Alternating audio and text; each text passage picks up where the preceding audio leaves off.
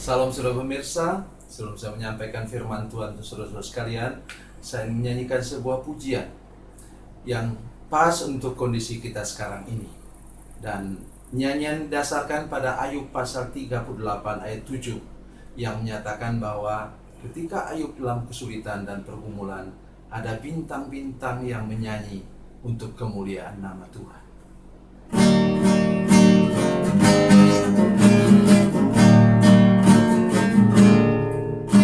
Tiada tampak terang di tengah hujan badai, sang pengembara merintih tak berdaya. Tinggal satu harapan, bila bintang bersinar, menunjuk kepada jalan yang benar. Bintang-bintang menyanyi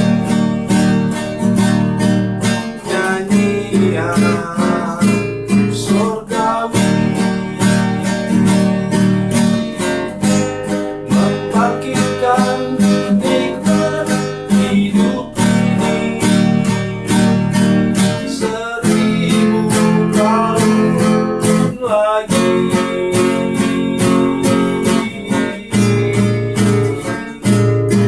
Bagi insan yang sengsara di hidupnya hari ini,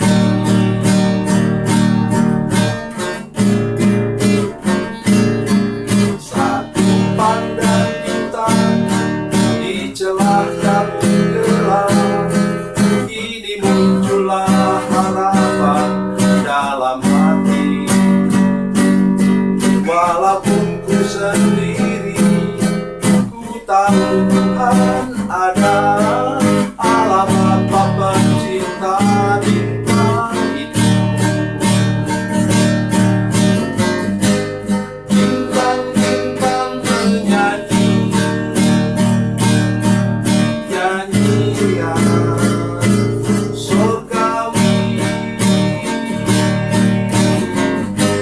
membangkitkan nikmat hidup ini, 1000 tahun lagi.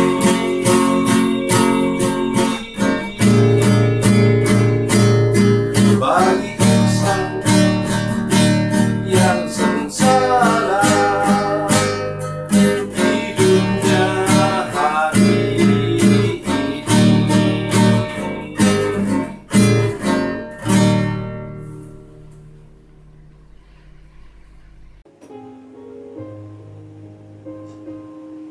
Salam saudara pemirsa, selamat berjumpa kembali dengan kami dalam program Berita Pengharapan. Pada hari ini, minggu kedua untuk bulan September, saya ingin menyampaikan berita yang luar biasa untuk kita semua. Kalau sudah berusaha dengan sungguh-sungguh, Tuhan akan membuat usaha sudah berhasil. Tapi satu yang sudah ingat, ada 3 penghambat untuk kita menerima segala berkat Tuhan. Sebelum mendengarkan firman Tuhan, mari kita berdoa. Bapa, dalam nama Yesus kami datang kepadamu saat ini. Kami mendengarkan firman-Mu Tuhan. Kami berdoa supaya Engkau menjamah hati kami semua, para pemirsa yang menyaksikan program ini, supaya kami tahu apa yang menjadi penghambat kami menerima berkat maksimal daripada Tuhan. Terima kasih Bapa di surga. Dalam nama Yesus. Haleluya. Amin. Para pemirsa sekalian, mari kita bersama-sama merenungkan firman Tuhan dari Injil Markus. Injil Markus pasalnya keempat, Markus 4 ayatnya yang pertama sampai ayat yang ke-8. Markus 4 ayat 1 sampai 8. Saya akan baca ayat 8 saja. Demikian bunyi firman Tuhan. Dan sebagian jatuh di tanah yang baik. Ia tumbuh dengan suburnya dan berbuah. Hasilnya ada yang 30 kali lipat, ada yang 60 kali lipat, ada yang 100 kali lipat. Haleluya, amin. Saudara sekalian, kita tahu cerita ini dari awal, yaitu ada benih yang jatuh di atas tanah. Tanah itu pinggir jalan. Benih ini adalah firman Allah. Mustahil benih ini kurang baik.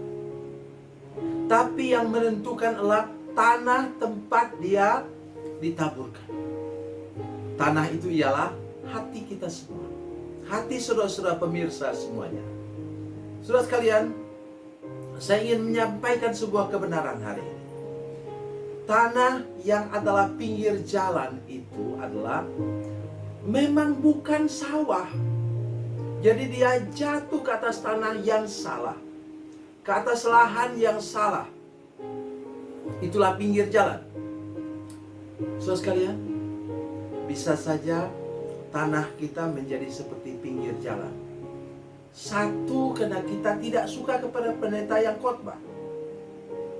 Macam-macam alasan yang dititipkan iblis, sehingga kita tertutup sama sekali. Dan benih firman Tuhan tidak bisa jatuh ke dalam tanah hati kita. Saudara sekalian, hati-hati, jagalah hati kita. Ketika hamba Tuhan menyampaikan firman Tuhan, kita jangan pikir yang lain. Kita percaya bahwa dia adalah hamba Tuhan. Dia adalah imam Tuhan yang sedang Tuhan pakai untuk berbicara kepada kita sekalian. Berbicara kepada saudara.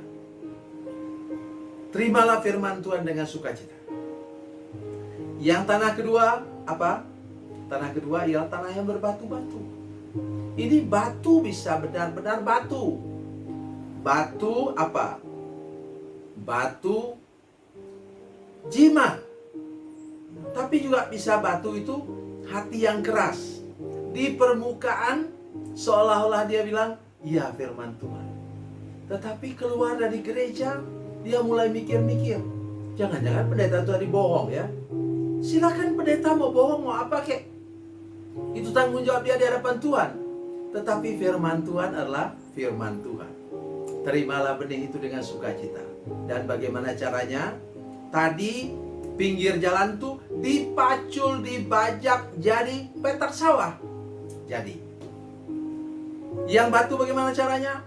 Remukkan batu itu. Kalau batunya besar, remukkan, hancurkan. Untuk apa? Bikin jalan raya dong. Untuk bikin fondasi rumah dong. Berguna kan? Tanah yang ketiga adalah yang penuh dengan semak duri.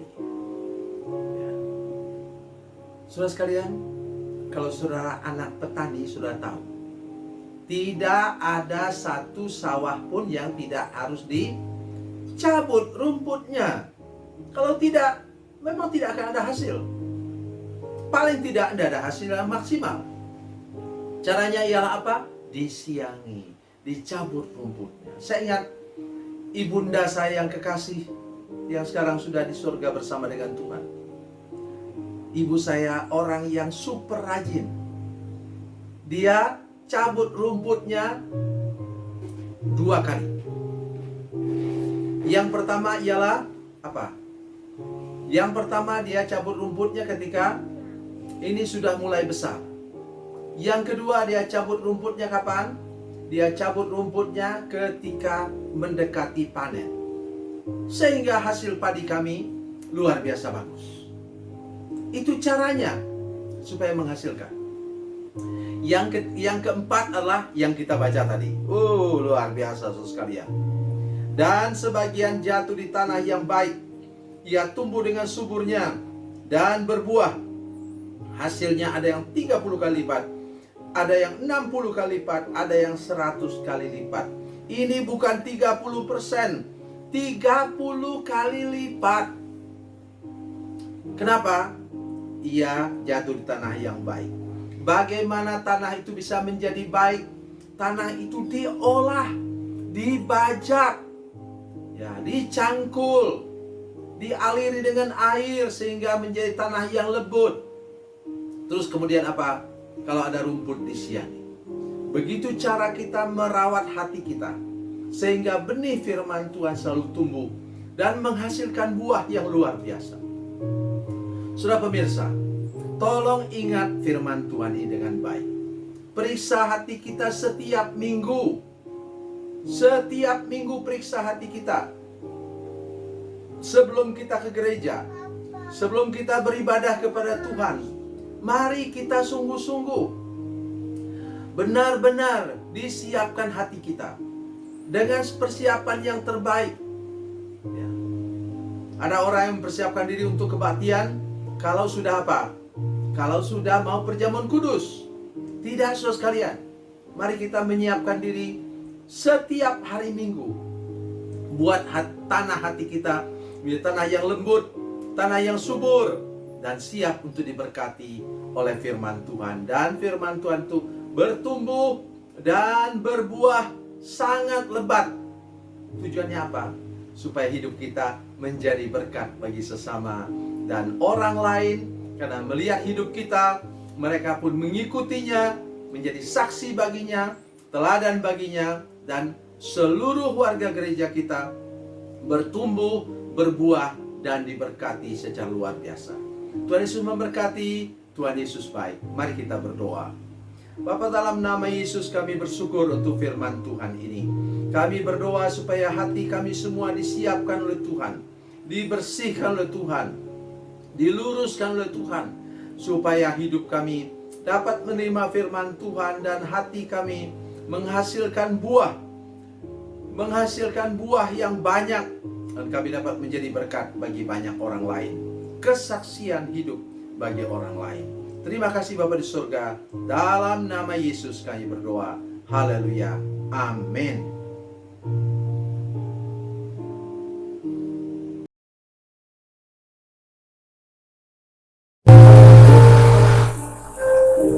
Bila Anda memerlukan dukungan doa kami, atau bila Anda punya masalah yang ingin didoakan, silakan menghubungi nomor telepon kami 0812 7661 1125.